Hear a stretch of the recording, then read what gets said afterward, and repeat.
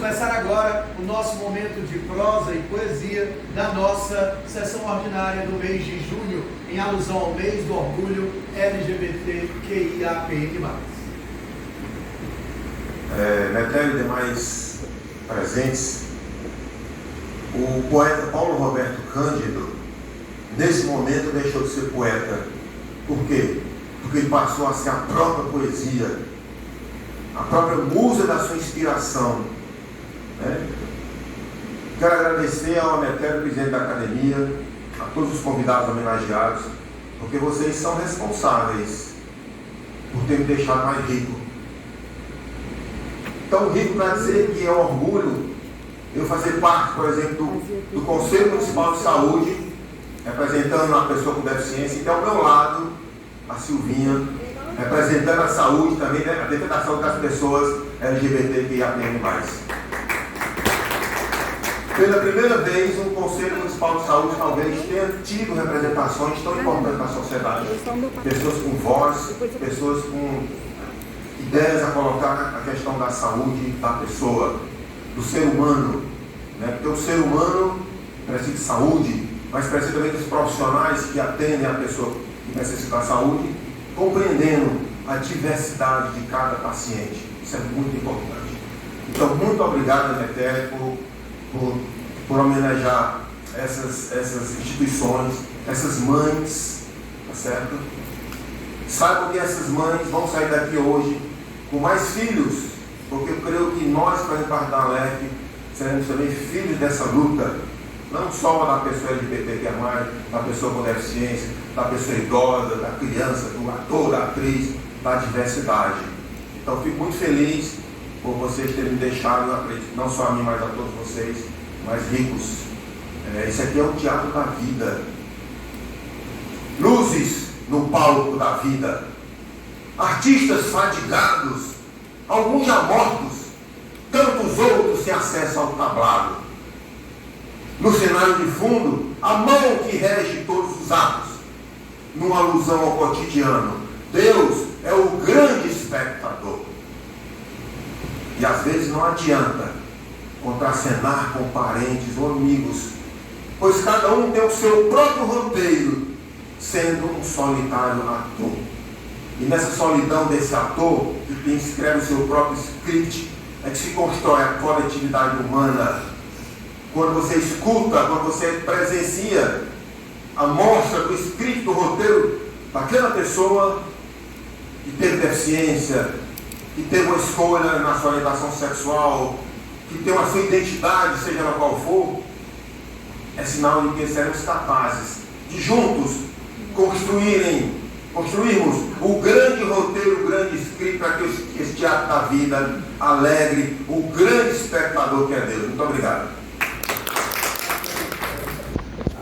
Quero agradecer mais uma vez, eu faço questão de reiterar que o Metério tem sido uma figura diferencial na condução de nossa academia, Tem alastrado esse sentimento acadêmico pelas mais diversas matizes do conhecimento e da sociedade.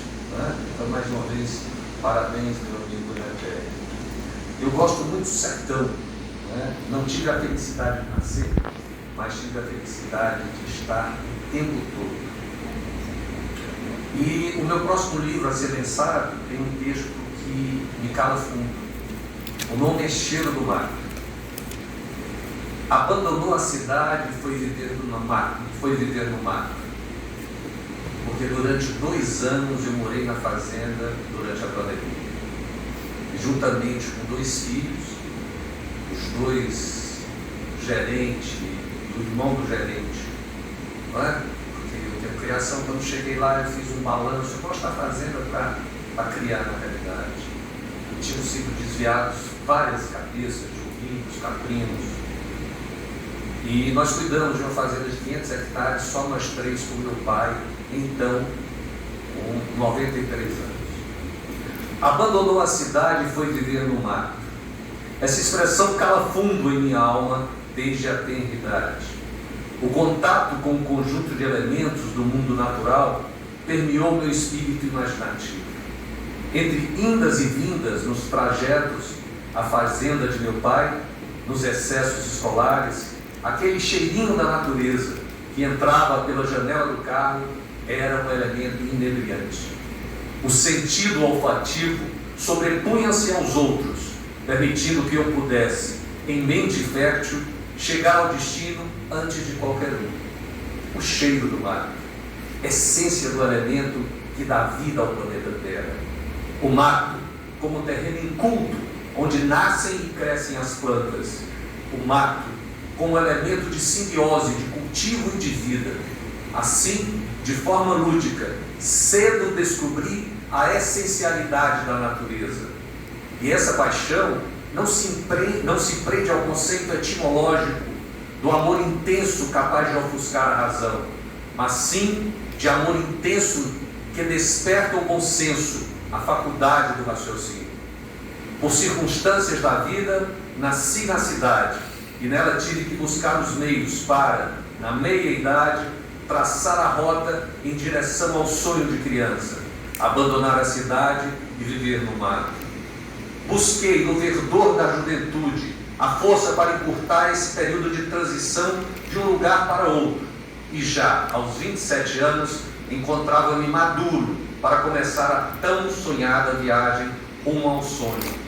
A primeira fazenda, datada do século XVIII e encravada em raízes de meus antepassados, berço de revolucionários da alma, foi um grande desafio.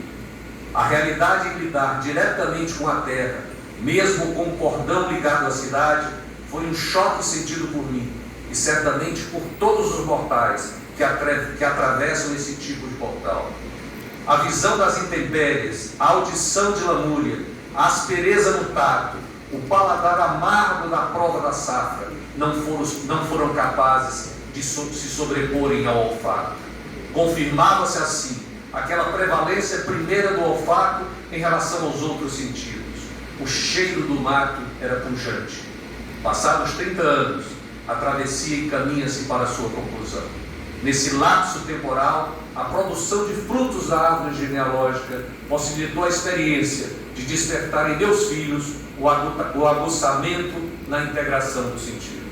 Desse modo, a percepção das sensações na nova geração caminha de forma mais harmônica, pela superação dos conflitos, pela busca de elementos sensoriais agradáveis, prazerosos, sem, no entanto, nunca esquecer o cheiro do mato. Muito obrigado. Mais alguém lá? Bom, voltando aqui, como poeta temporada, como nós chamamos, produção, tá bom? Aí então, nós fizemos um cordel assim, lembrando do tempo que ela trabalhava, né? Porque hoje, aposentado da Secretaria da Fazenda, com 42 anos averbado lá, que conseguiu sair, né? Mas aí lembrando, fizemos aquele cordelzinho pequeno aqui, mas é coisa rápida, só para participar dele, porque é interessante participar de verdade, né? Então é lembranças que marcaram dele. Aí eu comecei falando sobre a nossa claro, a nossa casa, onde eu passei, né? A Cefaz do Eugênio Monteiro faz grande arrecadação. O aposentado fez parte dessa grande evolução. Trabalhava sem parar e o que arrecadava não dava para nos pagar. Era uma tal de gozagueta. Aqui talvez me ensine por isso que era gozagueta, né? Mas é porque o gozagueta criou na época que teve para pagar, a gente criou a gozagueta. A gente recebia aquele crédito para comprar no comércio, para o comércio usar aquele crédito da truque para ele pagar os impostos, né? Então, não era brincadeira, era suprimento mesmo, né? Aí trabalhei no Porto Fiscal do Japi e lá ficou minhas lembranças esquecidas também, né? Lá no Porto do Japi, não via o tempo passar, noite e dia trabalhava, dia e noite sem parar, nem hora extra ganhava, a gente nem reclamava, queria agradar, para ver se o homem pagava e não deixava atrasar. Depois tudo piorou, quando o governo mudou, a alíquota aumentou, a arrecadação disparou. Aí veio a fé do sindicato e o Mozart, que por nós sempre lutou para defender os direitos de quem se apresentou.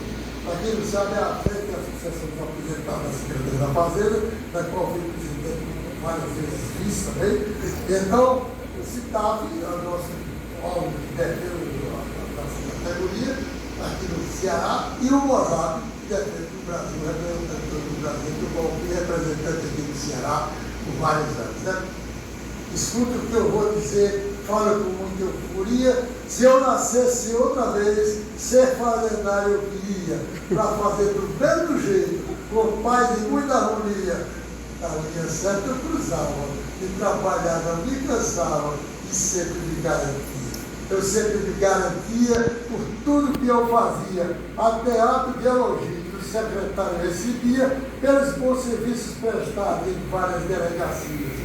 De máquina registradora até um pouco entendia, cheguei mesmo a dar aulas como ele se queria. Máquina registradora, isso, foi substituído pelos computadores, a máquina registradora você ia pagar, era registrada ali para que pagasse os impostos. Muito obrigado. No nosso momento da prosa e da poesia, vamos prestigiar a nossa Gioconda, presidenta. Gente, como foi falar de poesia, eu vou ler um texto que foi colocado ontem no nosso grupo. Nós temos um grupo de WhatsApp, que são 97 mães, né, que é a nossa ONG. E essa nova mãe colocou esse texto ontem e eu vou ler para vocês, tá? Ela é mãe de uma mulher trans. Para quem não sabe o que é uma mulher trans, é que ela nasceu menino e hoje é menina, como a Silvinha, como a Viviane. Então eu vou ler, tá, para vocês.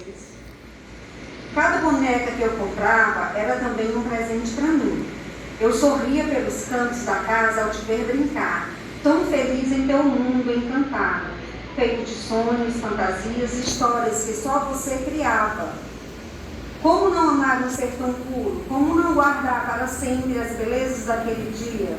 E eu sorria, mas o tempo passou, você cresceu e chegaram à escola, os olhares e os julgamentos. Um dia, com a voz entristecida, você me disse que não queria mais brincar de boneca.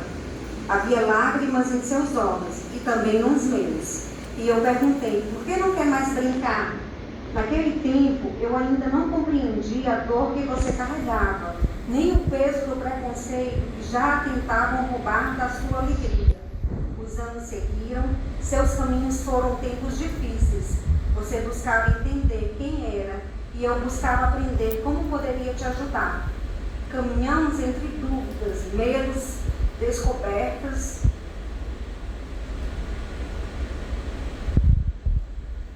Mas nunca deixamos de caminhar. E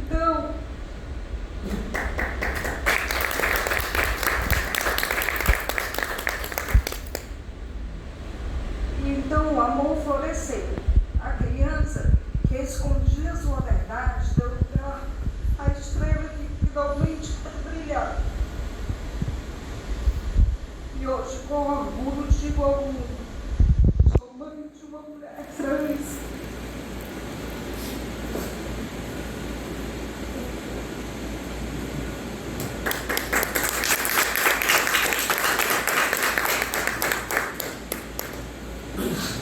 Ainda existem preconceitos, mas existem batalhas. Mas não estamos sozinhos. Seguimos de mãos dadas com a coragem, porque sou mãe da amor. Minha filha é a prova viva de amor que encontro e que encontrou um jeito de amar. Obrigada.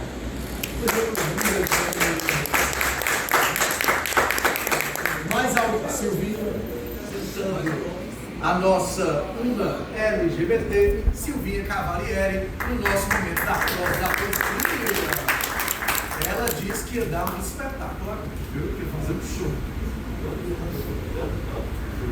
Bom, todos os domingos eu recebo de uma amiga, a juíza doutora Solange Menezes Holanda, que está diretora do Fórum Clóvis Bevilacqua, e é uma pessoa que se tornou uma amiga querida a partir de uma ação que ela viabilizou de identificação de nome e gênero para pessoas trans e travestis por meio do Fórum Clóvis Bevilacqua.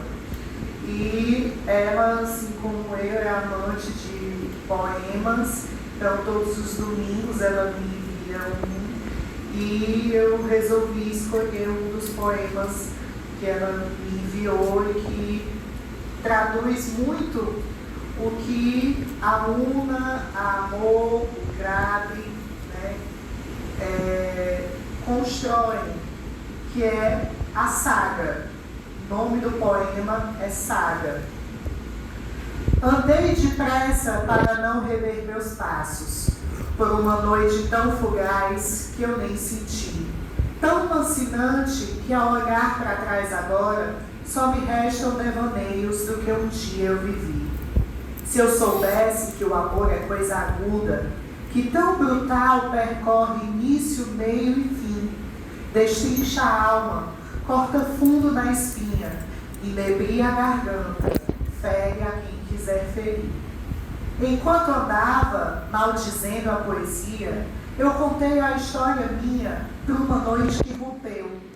Virou do avesso, e ao chegar à luz do dia, tropecei em mais um verso sobre o tempo que esqueceu. E nessa saga, venho com pedras e brasa, venho com força, mas sem nunca me esquecer, que era fácil se perder por entre os sonhos e deixar o coração sangrando até enlouquecer. E era de gozo, uma mentira, uma bobagem. Senti meu peito afligido, se inflamar, e fui gostando do sabor daquela coisa, viciando em cada verso que o amor veio trovar. Mas, de repente, uma farpa meio intrusa veio cegar minha emoção de suspirar. Se eu soubesse que o amor é coisa assim, não pegava, não bebia, não deixava embebedar.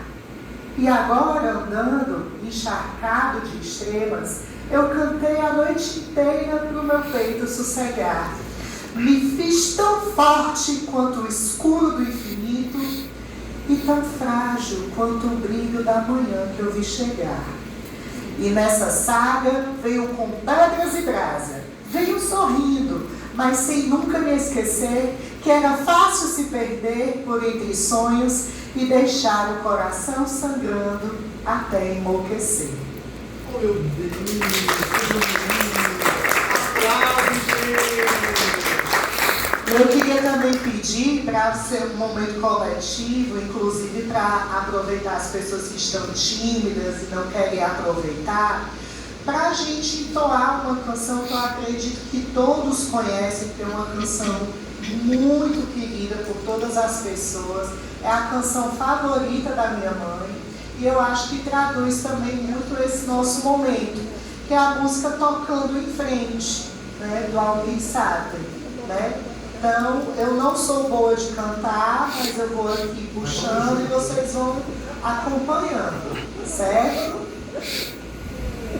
Ando devagar, porque já tive pressa e levo esse sorriso, porque já chorei demais.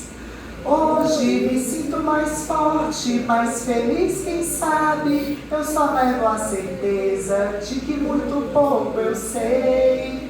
Eu nada sei.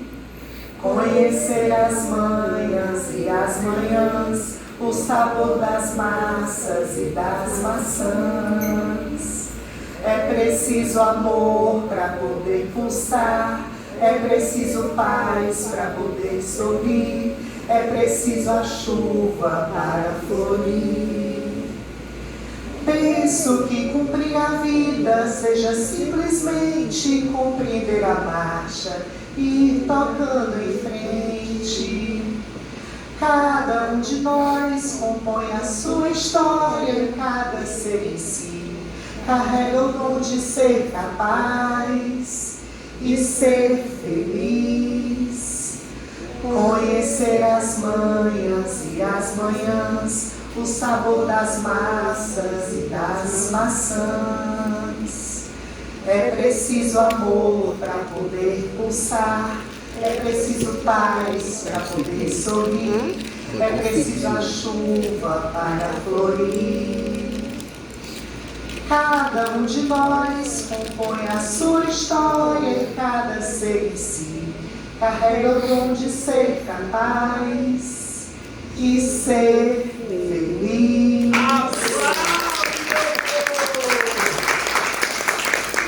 E assim encerramos o nosso momento da prosa da poesia e, claro, encerramos a nossa reunião de hoje. Casimiro? Eu peço a todos para se perfilarem aqui, inclusive os convidados.